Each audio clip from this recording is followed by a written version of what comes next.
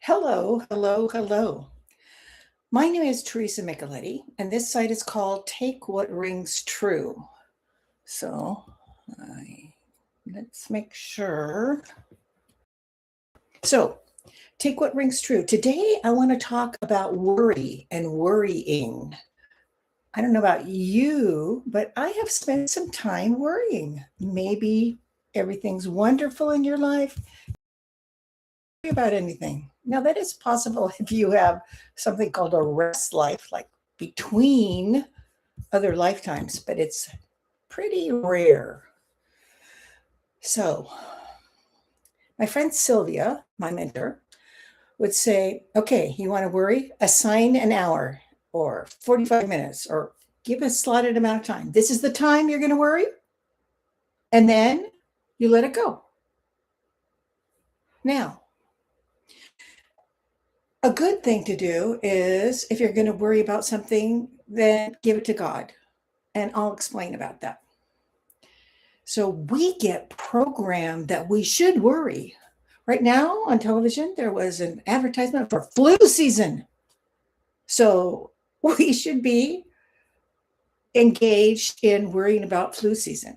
Now, that's not to say that you can't get a flu shot, but it is to say that the media loves to have you worry about stuff. And when you worry about stuff, you buy stuff, you spend money. So, what else do we worry about? We worry about doomsday prophets. The world's going to end. I love the story Sylvia told. One of her doctors said, you work too much, you are not going to be able to survive for much longer. And what happened? The doctor didn't survive for much longer, but she went on for decades. So stop listening to what other people are programming you for. I talked about my wrist before when I crushed my wrist. And in the hospital, the doctor is telling me I'm going to get arthritis. I didn't get arthritis. And I told him right then, I'm not getting arthritis. Don't let people program you. So we worry about sin. Now, if you look up the derivation of sin, it comes from the word of missing the mark, missing the target when you shoot an arrow. So sin is missing the mark. Now, I believe that our Creator gives us as many times as we need to figure stuff out. So if we wrote in our life chart, which we write life charts, I want to learn this lesson. I want to go through this experience. Then you get as many times as you want in this lifetime. And if you need some other lifetimes to do it, you can sign up for other lifetimes to figure it out. And because you missed the mark, doesn't mean you're awful, doesn't mean you're going to hell. Hell. Hell was a place, if you look that up, hell was a place, the word for it in Aramaic is where they would burn the garbage. It was like this crevasse. You can even find a picture of that area near Qumran between, well, it doesn't matter. And they would put garbage in there and they would burn it. And that was fiery a hell. But that's not where you're going to go. We worry about what we look like. Will someone love me if I am too skinny? Will someone love me if I'm taller than them? Will someone love me if I have love handles? Will people even like me? What if whatever? What if my hair is spiky and won't calm down? Let that go. Take a breath and let it go. Sometimes it's hard, but just know your heart is what counts. The saying, it's a beauty on the inside. It is a beauty on the inside. It is your soul that what people pay attention to you. If you've met somebody who has like a weird ear or, I don't know, maybe their face is a little crooked, after that first time, you don't notice that. It's not there anymore. You notice the person. If you think about your best friend, if you think about your spouse, if you think about your kids, you don't concentrate on every little bitty feature they have. People are not paying attention to those all the time. It's not important. You, yourself, your soul is important. So we worry that we're asking for too much. I remember my dad was in intensive care. It was like week 6, I think, of intensive care. And I went to a trance class where spirit guides would come in and talk to us.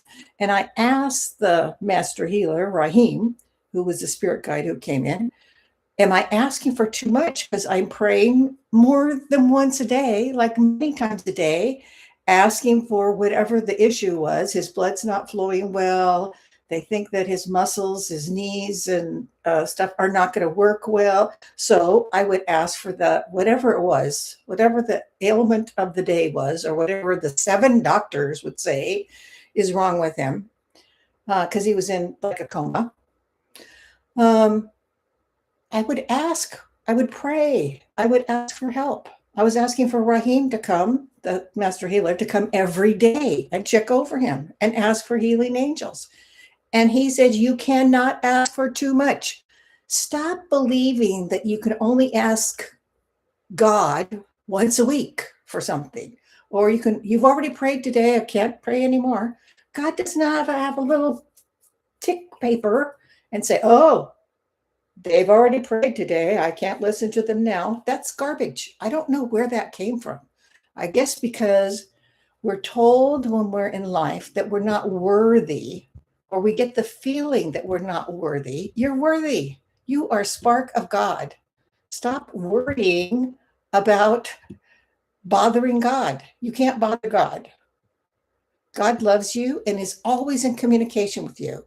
I already did a video on your connection to God. You are always connected to God, and multiple times a day, this rainbow cloud comes over you. Your spirit guide backs away, your angel backs away, and you have a private conversation with God. We don't remember it. And whatever advice or information he gave us, we think it was our brilliant idea, which it probably wasn't. But he's there, the creator is there to help us. And I believe there's a feminine side to God too, and we can petition to her for miracles and changes in our life chart. So you worry you did not do enough. You did not perform well enough. You're not a good enough mother. You're not a good enough boss. You're not a good enough employee. Whatever it is, stop it. You were the best you could be at that point in time and move on. Only God is perfect. Stop worrying about not being perfect. You're not going to be perfect. We worry about things like polluting the environment, which is not a good thing to do, but we worry about being robbed. We worry about being shot. We worry about being mugged. We worry about the world right now. Send out bubbles of whatever you're worried about, like hope. Send out bubbles of hope, and the angels will deliver them immediately. Send out bubbles of love. Send out bubbles of whatever you feel needs to happen right now. Peace, the feeling of peace. And then let it go. You cannot instantly change the world. You can pray and you can send out energy bubbles to people, but you are not in charge of the Earth's chart. And the Earth's chart is changing. We're having more volcanoes, more fires, more changes in weather, higher temperatures, lower temperatures. Right now, most of the United States is freezing. It was like 79 here yesterday. So we're having unusually high temperatures. Other places are having unusually low temperatures. Just go with the flow. Things are changing. You can't unchange them. Our governments are changing. All the yucky stuff is coming to the surface and burning out. War and hate and racism is coming to the surface and burning out. It's like if you have an infection, you need to bring up the infection. You need to recognize the infection, and then you can get rid of it. So take a breath. If you need to worry, then fine. Pick an hour, pick 45 minutes. From 7 to 8, I am going to worry. And then let it go. Give all that stuff to God. We spend so much time on worrying, and think about worrying. Does that change anything? No. And if you constantly focus on that same thing, then you're bringing to yourself what you don't want. You worry about not getting a job. It's in hypnosis, we always say, okay, that last thing you say, like you tell a child, don't run. The last word they hear is run. If you're talking to a toddler, the only thing they can understand is like one word at a time. So they hear run. Well, if you're telling people not to do something, that's not the best frame of mind. Reframe it and make it positive. Whatever it is, try to reframe it and make it positive. Instead of saying don't run, say walk, please. We spend so much time worrying about what's already in place. We already wrote a chart. Okay, you're going to get a job, you're not going to get a job. Okay, if you're worried about getting a job, then do what you can to put that in place. Don't just sit at home and go, oh, I don't have a job. I don't have a job. You need to like look in the yellow pages, whatever. Look in the newspaper online because it's not in print anymore. Look at the websites for jobs. Tell everyone you know you want a job and you want it in this area. And one of the best things you can do is write a universe letter. You sit down, you write a letter on a clean piece of paper or in a clean notebook or in a clean folder in your computer and say exactly what you want. You want a job that's within 5 miles of your house. You want to be working with people, or you don't want to be working with people. You want to work with numbers. You want to invent things. You want to be graphic, draw things. You want to be a project coordinator, whatever it is, be specific. And then let it go. Let that letter go. You keep it somewhere. You don't mail it, but in your mind, you let it go, put it in your drawer, and let it be. Don't worry about it. If you're worrying about it, you're focusing on what you don't want. And you need to focus on what you do want. Okay, so worrying. Don't sweat the small stuff, and it's all small stuff. Well, what if it's a court case? Well, if it's a dire situation, call in the silver light, which is bringing the mother goddess who can create miracles and all the helpful entities who can be there. And be specific. You want help with people telling the truth in the court case. You want help with it going away as easily as possible, and you and your finances and your family not getting hurt. Be specific, and then just let the life flow. Let it happen.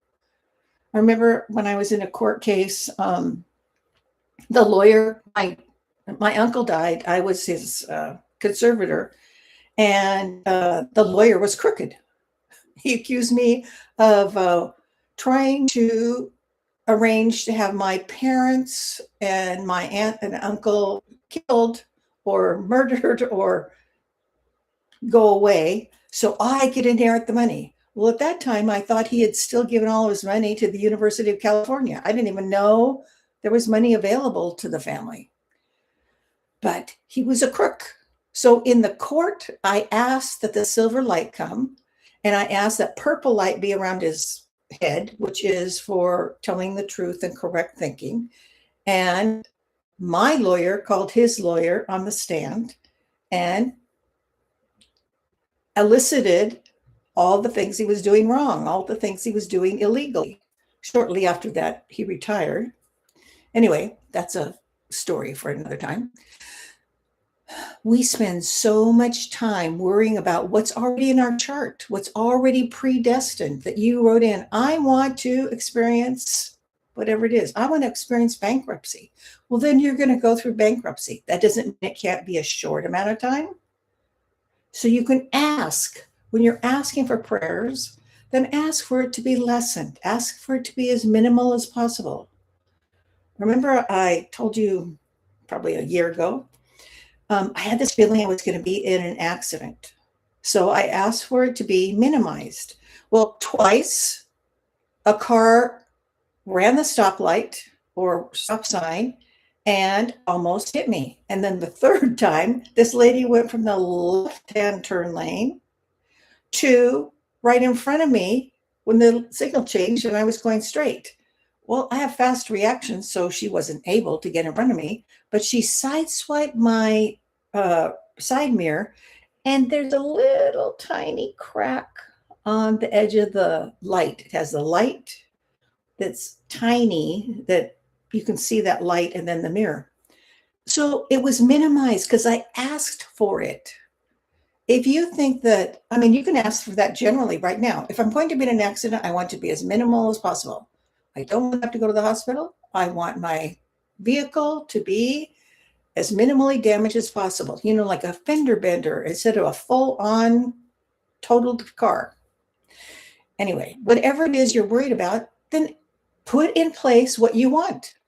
Tell the universe, I want a minimal accident if that's in my chart. And then let it go. And stop worrying about it, worrying about it, worrying about it. Because when you worry about it, that's the focus in your mind. That's what you're drawing to yourself. And don't isolate yourself.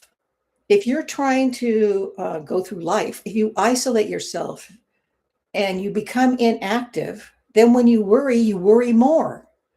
If you're staying at home and not doing anything, not being active, then you worry about your house, you worry about your home, you worry about your health, you worry about your body.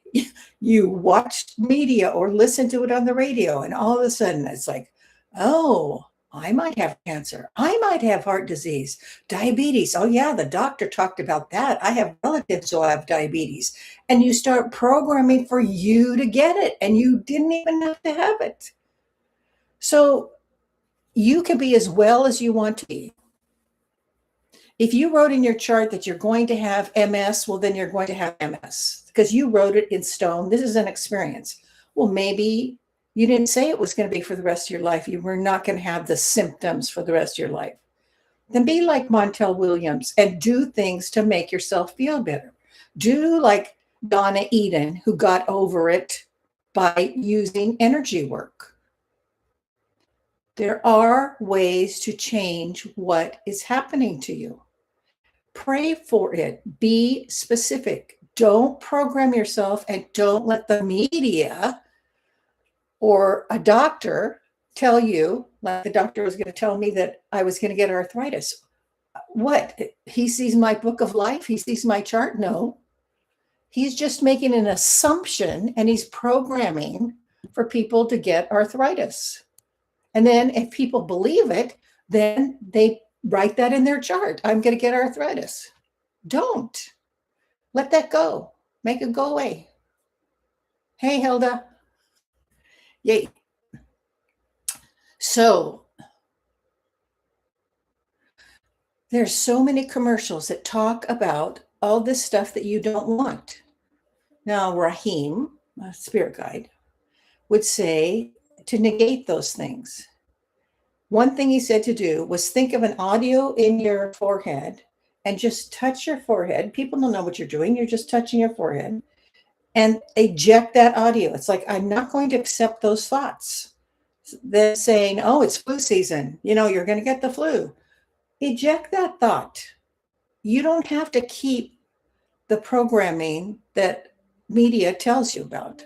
Or someone in your family, like someone says, oh, you can't go to college. You don't have good enough grades.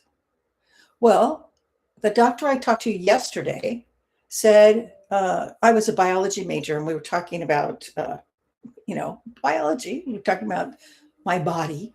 And I don't even remember how the conversation started, but I said, well, I was a biology major, so they wouldn't let me take anatomy because I might be pre-med when I was in college. They kicked me out of the class and I had to take another class. But he said he was an awful student until he took science and then he fell in love with it and he became a doctor and he's known in this area as being an excellent doctor. Well, when he was younger, his parents were worried. He was worried. He wasn't interested in school. And you can change that. You don't have to accept that as your reality. So when somebody tells you something, stop worrying about it. Take a reflection, go back and think, okay, is this my truth? Or is it someone else's truth and they want to put it on me? If it's not your truth, eject that idea. Or here's a rubber band. Raheem would say, wear a rubber band, probably one that fits you, or an elastic bracelet, and snap it to like change your thought. So I'm going to get diabetes. No, I'm not. That's not my truth. So whatever it is, stop worrying if you don't need to. If it's something that your child you think is in danger, well, then call the police. Do whatever you need to. Call on the hosts of heaven to help you. But if it's something minor, which is like 99% of the time, then do what you can to alleviate whatever it is, whatever the situation is, and then give it to God. So stop spending time focusing on what you do not want.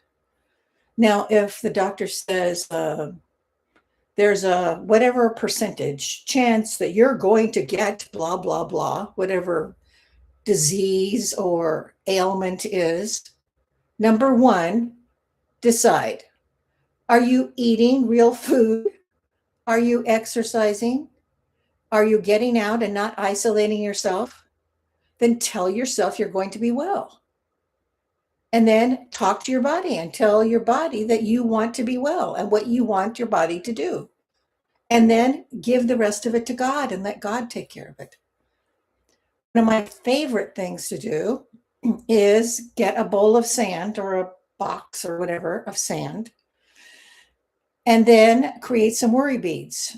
Raheem, spirit guide again, at trance classes, would say, get some beads, up to 9 of them, and put it on a string, preferably cotton or hemp or something that's natural, and use earth-made beads like crystal if you're rich, or wood is just fine.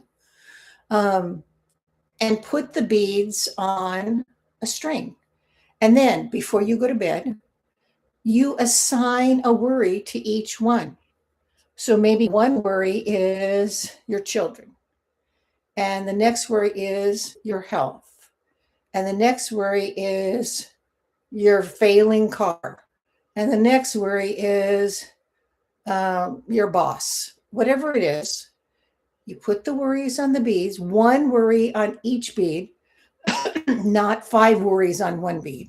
And then if there's more worries than 9, then have some for the next night. He said you could use, I think it was 12 to 16 beads. It's like I couldn't keep track of all of those.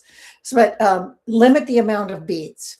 And then if you have more worries, fine, put them on the next night. And then you put the beads in the sand, and it's like you've transferred your worries somewhere else, away from you, and let the universe handle it. If you have not given your spirit guide permission to read your thoughts, I would say do that. Give permission for your spirit guide to read your thoughts for the rest of your life. And then your spirit guide knows what you're worried about and what you want help with. Otherwise, whisper it or say it out loud. You know, this, I want help with my family. I want help with my children's health. I want help with my boss being so rude and mean, you know, whatever it is. And it'd be better if you rephrased it and not put it in a more positive sense. I want my boss to be kind and polite or ignore me.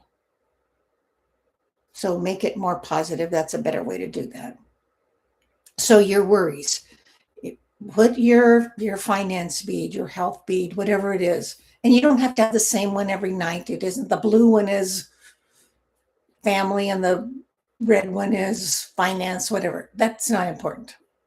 It's just the idea of transferring the worry to the bead, thinking through exactly what you want for that worry. How do you want it resolved?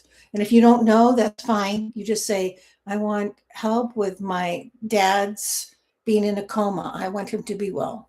And I don't know exactly what that would entail, but it could be on your bead. So put it in the container, and then the next night, just before you go to sleep, you do the same thing with a new bead. There's also those worry dolls. You can do the same thing with the worry dolls and put them in the sand. So don't let yourself be programmed. Don't let other people tell you what's true for you. They don't know you. They don't have your chart. So just like the doctor who, everybody giving up on, horrible grades, not making it anywhere in high school, then all of a sudden he takes a science class. It's like, whoa, I love this, and became a doctor. So worry beads, no synthetics. It needs to be wood, crystal, something that's made in earth. And you don't have to use worry beads. It's if you're comfortable with using worry beads, do that, or those little worry dolls. So think about your worries. If you want to assign a time, okay, this hour from 8 to 9, from 6 to 7, whatever it is, I'm going to worry. And then I'm going to let it go to God and to the universe and let them take care of it. And be specific. Don't say, help me. Well, help you what? That's why it's good to give your spirit guide permission to read your thoughts, because then they have an idea of what's going on with you. So if you write out in a universe letter what you want and be specific, then the universe can read that. And then you don't mail it. You keep it on a private file only with universe letters. You keep it in a new notebook only with universe letters. You keep it in a folder. I have a more than one way to do it. I have a folder that has just pieces of paper in it, clean pieces of paper, and I'll put worries and concerns in there and write universe letters telling them how I want this worry to be taken care of. Another mentor who would come in and help us was Francine. And she said, we're not going to be happy all the time. This is Earth. So when life doesn't go well and you worry about lousy or burdensome relatives or finances or illness or whatever bothers you, instead of resisting or fighting life, she said, say, all right, life, give me your best shot, but I'm going to come out of this okay. And no, that's possible. So instead of focusing on your worry and programming for that, then you're focusing on you're going to be okay. You don't know how it's going to happen, but you're just going with the flow of life and stopping the resistance. Because if you resist it, you stay in that situation longer. It's like you're programming for having pain. So you think about pain, you think about pain, you think about pain, you think about pain, and you have pain. Whereas if you go out and help somebody, help your neighbor, I don't know, move something around, you're not thinking about that pain. It needs an audience. If you stop resisting it, the change, then it can come about. You're going to be okay. And what's the worst thing that can happen? You die and you go to heaven where everything's wonderful and your loved ones are there. Now, I don't want you to die right now, but I want you to know you're going to be okay. And take a breath and stop worrying about all the things that you won't even remember in 6 months. So if you're worrying about things, then focus on one thing at a time. You can do the worry beads, but in consciousness, focus on one thing at a time. So say it's your car. Okay, can you get it fixed? Do you have the money to get it fixed? Is there someone you can trade with? Maybe you're a hairdresser. You can do, 5 hairdos, and they can look at your car and see if they can do something about it. What else could you do? Maybe there's somebody giving away a car. I talked about that a couple of weeks ago. Somebody was ill and couldn't use their car anymore and gave it to somebody. So program for what you do want, not focusing on what you don't want. So if you put out to the universe that you need a car and it needs to be automatic drive, and it needs to have 2 doors, not one of those little tiny ones you can find in Europe that's like the front door opens and closes. Like, I don't know if smart cars only have 1 door, but the ones I've been in Italy, it only has 1 door. Be specific about what you want and then put it out to the universe, and you never know. There's a great possibility that you can get what you want. Now, that doesn't mean that I expect you to program for a mansion that somebody's going to give you. I don't think that that's going to be happening, but you never know. I would say program for what your needs are. What are your needs? And then your wants can come later. So take a breath. Put all your worries in a time slot. This is the time I have to worry today. Think about getting materials for worry beads. And if that's not comfortable for you, don't do that. Write letters to the universe, one specific concern at a time. And you would say, dear whatever, dear hosts of heaven, this is what I need or want. I want my boss to treat me kindly. I want him to act civilly around me. I want him not to yell within my hearing distance. I want him to stop resisting giving me a raise when everyone else has gotten one. I want him to offer me a raise, so try and frame it in the positive. But get upset in that letter. It's like, write a letter to your boss. Hey, you need to treat people kindly. This is not acceptable behavior. And just let him have it or her have it in the letter. And that's okay, because you're talking to their soul. And you don't get repercussions immediately in front of you. So, universe letters, worry beads, take a breath, give yourself an allotted time for worry, and allow yourself to feel that you can say, all right, life, give me your best shot, and I am going to come out of this okay. I will be okay. Because I know I'm connected to God, I'm part of God, and I'm going to get through this life. And the worst thing that can happen is I go back to be with God and be in heaven. Not that I want you to do that right now. But no, you will be okay. And remember, you cannot pray for too much. Stop limiting yourself. There's no limited amount that you can pray. So thank you for being with me today, and have a wonderful week. And I will see you next Wednesday, same time, same station, next Wednesday. Take what rings true. So if I say something today, if I said something that doesn't make sense to you, let it go. Okay, see you next time. Bye.